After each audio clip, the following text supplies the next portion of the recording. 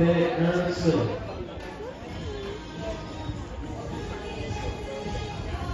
Looks like you're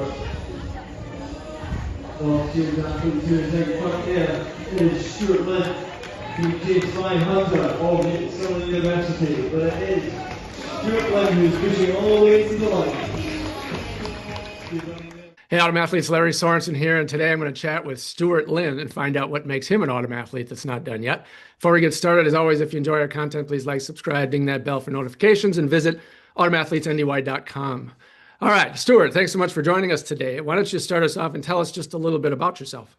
Yeah, so as you said, Larry, I'm Stuart Lynn. I live in a small sort of coastal town in the northeast of England. I've lived here for quite a long time now. I'm married with 2 children, grown up, 25 and 27, and a dog that keeps me active during the day. I retired from work in 2017 and then again in 2024 because the first time it didn't work very well. Today I devote most of my time to athletics.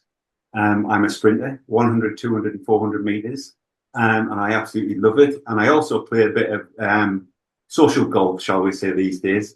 I'm different, I think, to many of your other guests who I've seen on video because I only started running at the age of 55 in 2015. So I've not done this for that long. I'm a novice, really. And today I competed regional, national and international level in the M65 age category.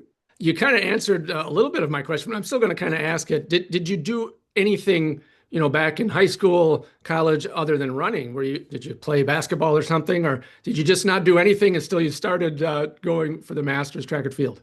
No, I think they call it a misspent youth. I used to play a lot of snooker when I was young, so I played in local snooker leagues. That's where I get my competitive edge from. I think it's from all those days. I did dabble with a bit of tennis and a bit of cricket and a bit of football, but never really took on any really sort of seriously until athletics came along, running came along almost by chance. So did you do anything just to kind of stay fit? I mean, just in general, or were you just not in very good condition at all when you started? No, I was in terrible condition. So before 2015, I spent a lot of my working life traveling around the world, which involved sitting on jets, sitting in taxis, sitting in hotels, going to the bar, having a couple of pints and a burger, mostly. And so I was well out of shape. I was about 15 stone. So I'm 6 foot. So 15 stone is not massive, but it's still, a lot bigger than I am today. My racing weight's about 11 and a half stone, or 80 kilograms if you work in kilograms. So yeah, I was in terrible shape, Larry. And in fact, it was so bad. When I played golf, I couldn't play 18 holes of golf without taking ibuprofen halfway around.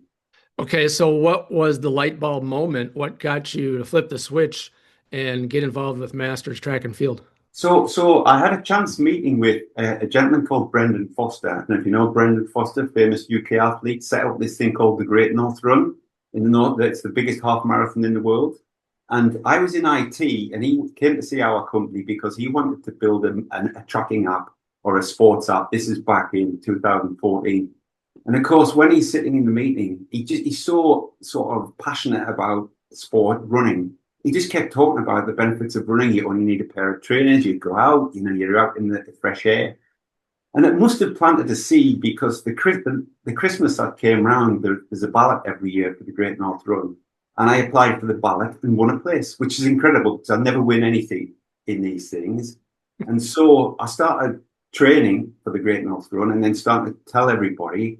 And it turned out, cut a long story short, myself and 250 other people from where I worked all did the Great North Run for charity that year and raised about £70,000, which put a massive amount of pressure on getting fit to actually be able to run. How did you do there? And then, that's still a little bit different than going out and running hundreds, 200s, and 400s. So yeah. What was the transition there to get on the track itself and sprint? So the Great North Run sort of got me running, and then I decided I would keep going, but that the best way to keep going would be to join my local running club, which is literally 1,500 meters from where I live.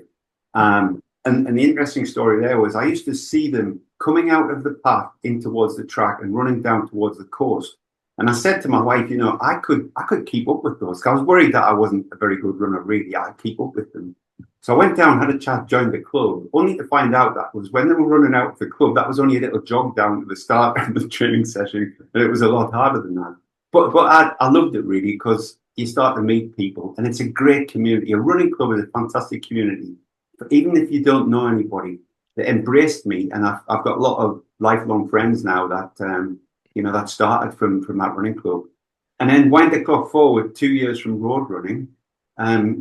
One person asked us to go to the track one night because they have a local league, and it was just cannon fodder to scoop up sort of the minor points.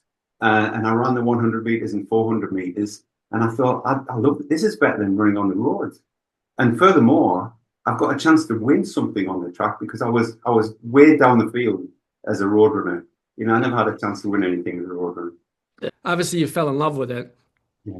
Where did you go from there? I mean, did you start hitting all kinds of track meets? Did you get a coach to learn how to sprint better? Fill us in on all that because we're going to talk about your successes here in just a moment of recent times, but kind of want to know how you built into that.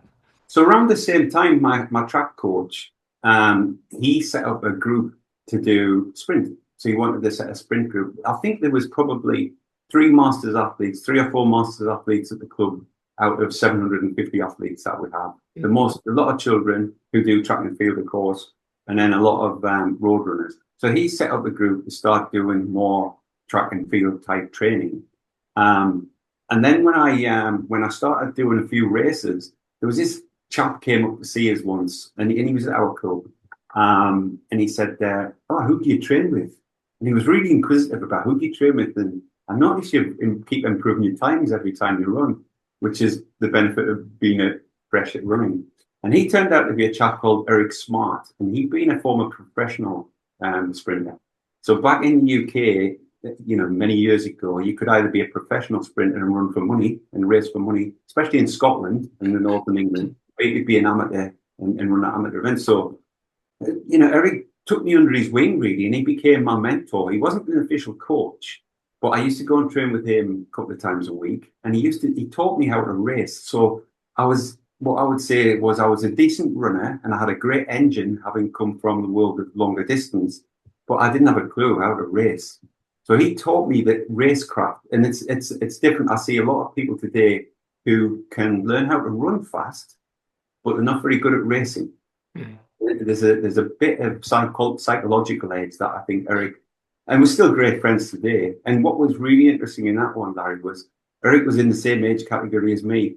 So he effectively taught me how to beat him.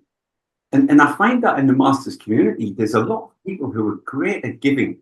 It's not one of these, it's not like senior sport where everybody's a little bit protective and secretive about training methods. I mean, we all have our secrets, don't get me wrong.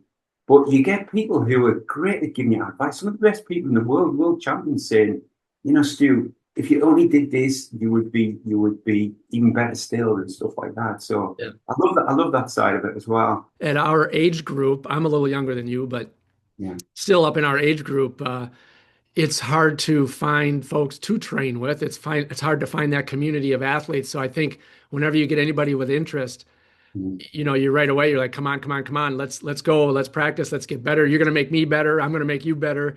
So I think that's kind of a mindset I've come across with almost all of the autumn athletes that I've interviewed. I think that an interesting one for you, Larry, as well. My first coach, who was the road running coach, who then set up the track sort of team. He's a guy called Ron Stewart, and his wife, Kat Stewart, has been world champion many times as a sprinter.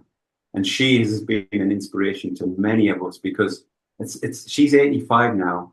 I'm sure she won't mind me saying that, by the way, but I'm the philosophy still, if they can do it, why can't I? So I'm racing 65s now who are, running fantastic times. But what keeps me going is, if they can do this, why can't I? Yeah. So, and it's great to have somebody to shoot at. Of course, you get to the stage when now you become the target, or the rabbit as well as the dog, So we want to give you a minute here to brag a little bit. Tell us what, some of these achievements that you've managed to capture over the last, couple of years, a year or so. And then where are you going? What's on the horizon? Okay. So if you look sort of regionally in the Northeast, I quickly became sort of Northeast champion, and then it was how many records can I actually break? It's bizarre, isn't it? When you think, you know, it's not just good enough to win; you want to break records as well. So, you know, as an M60, I broke all but one of the Northeast records. I couldn't get the all-time 400-meter record. Some guy way back when had run 59 seconds, and I just couldn't get to that, but I got the rest. And as I came across to 65, the ambition was I want to break all the records this time. And luckily, at the end of my first season, I've managed to get all of those records locally, which means if you break the record, you're winning the championships as well. So that's great. Yeah. But then stepping up to a national stage, you know, I went to my first British championships in Birmingham, and I came dead last in everything, dead last in the 100, 200, and 400. But again, there was something there, a spark that said, I want to come back and I want to take these guys on again. And I'm still racing with some of the same guys that absolutely trashed me back then. And I've beat some of them as well. And you know, that's great. And so I won my first British medal in the 400 meters, a bronze medal. And then the next year I went back and I won a bronze and a silver. And then I went back and won 2 silvers. And then this year I finally managed to be British champion at 200 meters, which is great. And then on an international, nationally as well, still Scottish championships, you know, went up to Scotland, had great success indoors and outdoors. Last year I won 5 golds, so I won all of the indoors and all of the outdoors. And then I went to Ireland, which is international because Ireland's not part of UK, it's its own country. And I went to the Irish Championships and managed to win the 200 and 400 out there. So this was all great experience because I'm meeting loads of people, meeting loads of new friends, and winning races, which is always great. And then internationally, I went to my first international meeting in Poland at the World Indoor Championship in 2023. Did okay. I think I finished 12th or 14th in both overall in both the 200 and the 400. And then in the relay, in the mixed relay, I won a silver medal, which was fantastic. Then went to European Outdoor Championships in Pescara in Italy, and I was in great form. In 2013, I was smashing lifetime PBs every time I raced, really. In Pescara, I only managed 4 steps in the 200 meters, and then I had a flexor tear. Really bad injury, put me out for 6 months. So rehabbed from that, came back. 6 months or so later was the European indoors back in Torun in Poland. This time I got food poisoning the night before. But at the end, the Europeans have got something for me, but never mind, we still fun. But still at the end of the tournament, managed to win a bronze medal in the mixed relay again. So that was okay. And then this year was European Outdoors, where new age category, really running well ahead of that again. Although I have had yet another injury. We haven't talked about injuries yet, but I had another hamstring injury that I've fought all year. And I made the final of the 200 and 400 and just missed the medals. Really fancied a crack at the 200, but I got cramp in the final, which was just one of those things. And then in the 4x4 relay, I ran with 3 other legends of British master sprinting, and we managed to win gold in the relay and break the European record at the same time. So absolutely overjoyed with all of that, and feel very fortunate, you know, to be running at that sort of level and running with these guys and getting the rich rewards as well. So give a quick shout out. Who are your relay teammates? And then tell us what some of your personal best times are over this last year or so in this new category. Yeah, so the teammates were John Wright. John's a spectacular athlete. He's the GOAT of master sprinting through the years. Richard White, who is a world indoor champion. So let me qualify this, Larry. John's world outdoor champion. Richard White's world indoor 400 meter champion at Gainesville in Florida last year.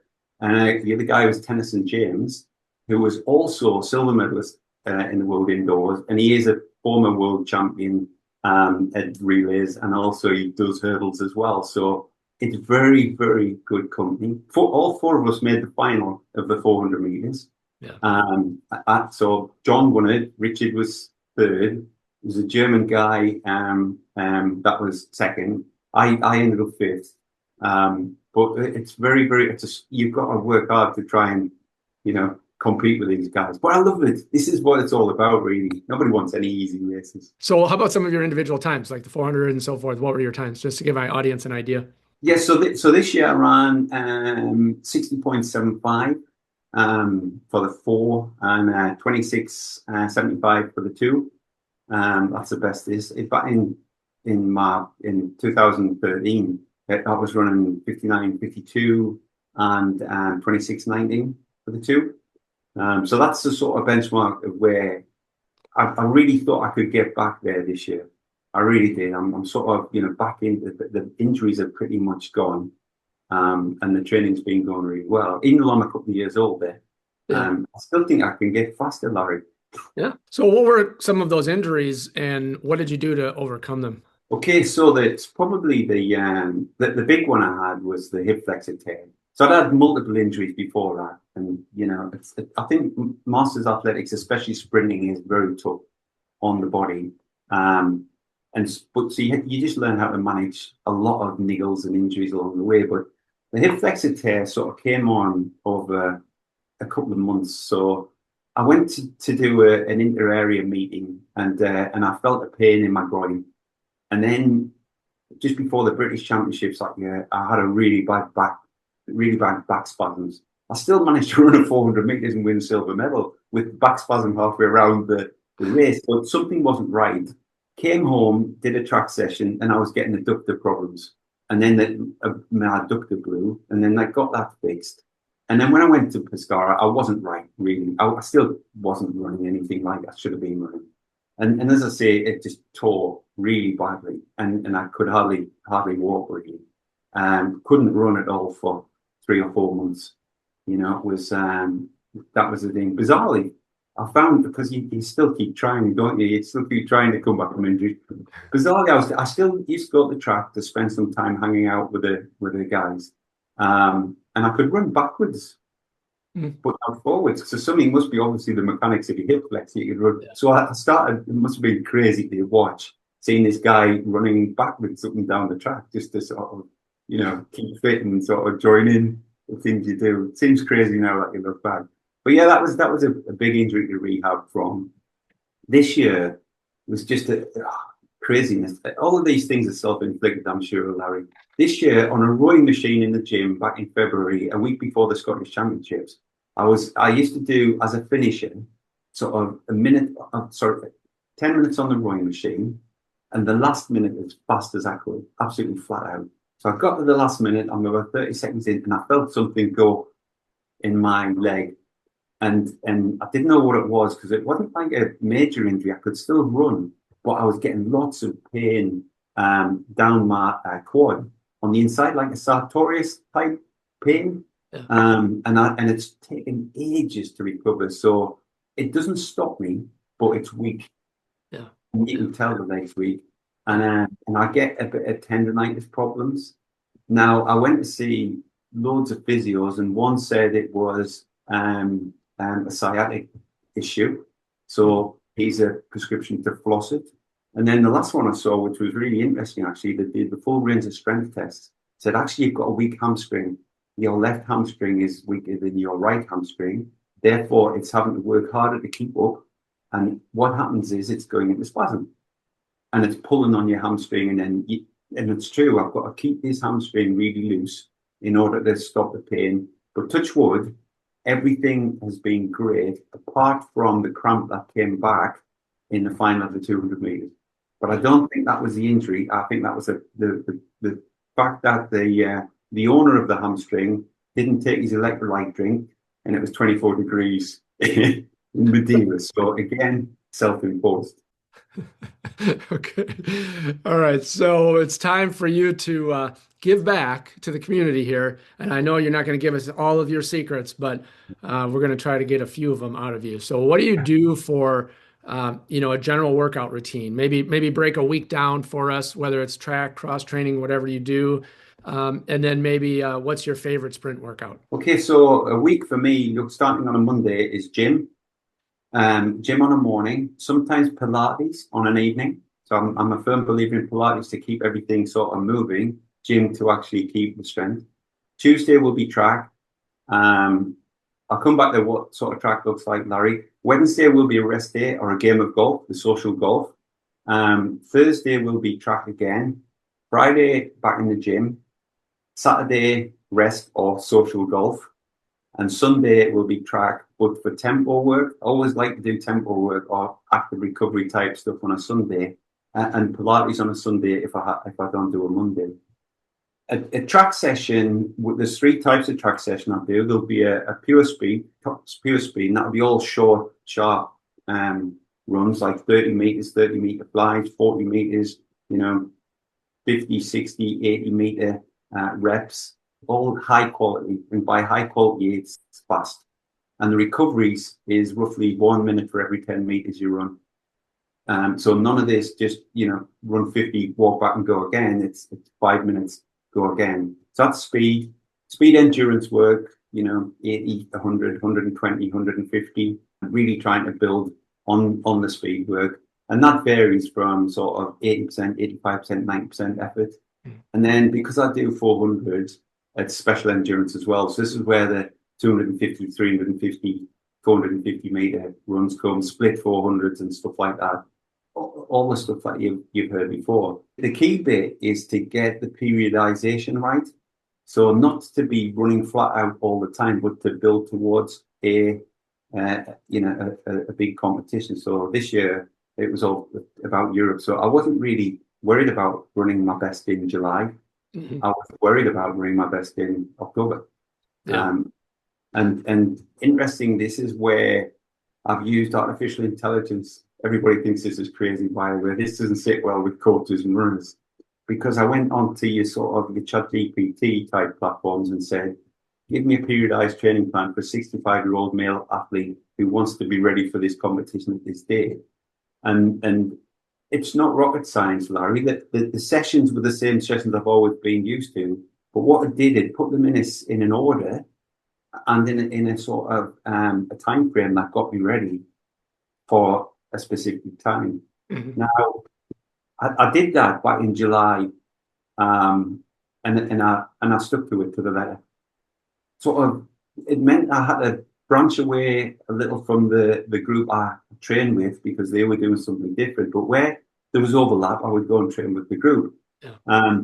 But there's a classic saying that I got from Francois Border. He's a great masters athlete in the USA and a good friend. And he's a great advocate for trust the process, because it's easy to panic. And I see people thrashing themselves a week or two before a major championship. And of course, what's the worst thing you can do a week or two before a major championship is thrash yourself, because you're just tiring your body out. And if you're not ready 2 weeks before, you're not going to be ready in 2 weeks later. Yeah. So Francois, I trust the process. I put complete faith into this process, and it worked. Yeah. It absolutely worked, and I felt great in Madeira. So I'll share a quick ChatGPT story. I did the same thing just a short time ago, just for fun. I put in 6 months to get it to a certain parameter in a certain race. And ChatGPT flat out came out and said, you can't do it. You're too old. You're going to end up in the hospital. So it was kind of interesting to see that. Usually I figured it would just give an encouraging thing and lay out a plan, but it didn't. It told me, forget it. You can't do it. So I thought, okay, well, we'll see. So what I would say to anybody who's thinking about it, they'll not give you the answer straight away. You have to learn how to ask the right questions. Yeah. So it's like anything in life. If you can ask the right questions, you've got more chance of getting the right answer. Yeah. So it took me quite a while to refine the question to exactly, that's the secret I'm not going to give away. Because that's the bit where you have to tease it out a little bit. Yeah. But the good thing is, not only did it give me a track plan, I asked it for a strength and conditioning plan as well. So it tells me what to do in the gym, which is really interesting actually, because it's all gym work. I don't do general fitness work. I don't do circuits in the gym. It's very specific to sprinting. So what can you share a couple of those with us? What do you do in the gym? Yeah, so it'll be things like squats, deadlifts, power cleans, sort of lunges, box jumping, a mixture of plyos and heavy lifting, Yeah. and stuff like that. Yeah, and it's you know the amount you do and the weights that you do are all periodized as well, because Yeah. you know, I mean, I don't think it's rocket science or secret to say you don't want to be lifting your heaviest weights a fortnight before your competition. You want to be lifting them at the you know in the winter right now, Yeah. when you're sort of doing strength training. Yeah. So obviously you're taking on the physical end of everything. You know, how do you eat for this performance, and how do you rest? Diet has been a big focus this year. I suppose once you get into running, it then dictates your diet really. So you don't, you know, I didn't have, when I said I was a big guy, 15 stone, I didn't have to diet. I just had to exercise to lose weight. But for sprinting, you know, you've got, I'm really keen on, you know, what's carb, what's protein, what's fat, what do I need and when. So for me, you know, this might come from running days, but first meal, I like to have carbs. And, you know, when I was doing my running on the road, it was always porridge and a banana with some honey. And guess what? Now I still eat porridge, banana, and honey. I did change that, Larry. I went to more protein based. I went to sort of yogurt and berries for breakfast. I normally train about 11 o'clock in the morning. And what I was finding with that breakfast, I didn't have any energy for the training session. So you need carbs. Well, I need carbs for training. But then for lunch, I'll have a very light lunch, yogurts, berries, you know, that sort of stuff. Possibly, you know, a bit of soup or something, but nothing major. And then I'll save myself for later in the evening, where I eat mostly sort of chicken, fish, even vegetarian type meals. You know, eat a lot of three bean chilies and stuff like that. Really sort of tasty food.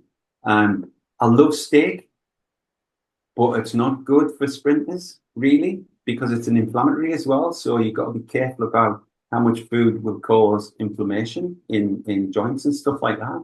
It could be an age thing, this, by the way, I don't know. But so yeah, so I'll stick to things that are good for me. And yeah, I feel everything's good in terms of nutrition. You know, I do like to have my Haribos just before a race to give me a little sugar rush. Yeah. And everybody has something. You didn't mention anything about alcohol. Just always curious on the different aspects. Do you drink any alcohol or no, none at all? Very little these days, Larry. I mean, since Guinness brought out Guinness Zero, that's been an absolute godsend. So I still, you know, I still would have a drink, yeah, but you tend not to, because you don't want to be. You're almost like the athletics has become part of you. It's not something I do. It's a bit like taking the dog for a walk. You know, taking the dog for a walk isn't something what you do. It's just part of your life, isn't it? I have a dog, so I take it for a walk. So, you know, I didn't quit alcohol. I think it sort of faded away. And, you know, I do remember, you know, a good few years ago, we'd sit in the house and have a bottle of wine, and I would have a carry out and sit and have you know, some food and a bottle of wine 2 or 3 times a week. There's none of that anymore. So my wife doesn't. She goes to the gym 3 or 4 times a week, so she doesn't drink either. So even when we do go out now, it's sort of either alcohol free or a glass of wine, but nothing crazy. Since you did start so late in life, what advice would you have for those maybe watching this that are in that position where you were? How should they get started? What's the first steps? Where do they go? Just give us your thoughts on guiding them to get into the point to where they can enjoy masters track and field, maybe not to your level, but just still go out and enjoy it. So the first thing I would say, Larry, which is what you said in the question, it's never too late. So 55 years old, 15 stone, completely out of condition. I just did it.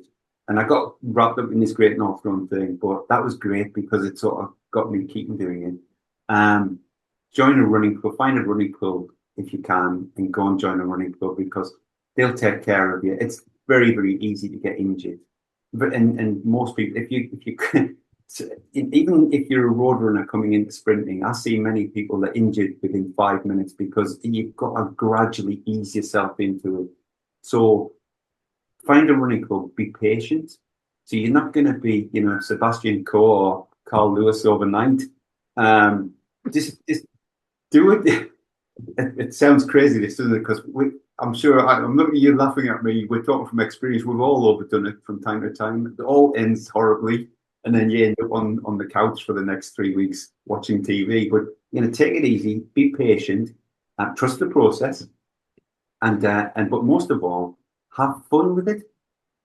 I think a lot of people, they take it far too seriously and they forget that they're doing it for fun and enjoying. Yeah, in the end, it's about your health and well-being and all the camaraderie and so forth. Yeah. The camaraderie is absolutely fantastic. I mean, the amount of people I know from around the world, and I'm a bit of a chatty guy now. So, the group of people I travel with, they keep going, "Where's Stu?" And I'm always with somebody from Germany or the US or I just love mixing with all these cultures. Culturally, it's brilliant. The health benefits weren't why I did it. They were a byproduct almost. Yeah. Well, it's a fantastic byproduct to have from a sport, but I didn't do it to lose weight. I didn't do it to, to eat better. The other thing we haven't touched on really is the mental health benefits are huge. They really are. It's a complete release.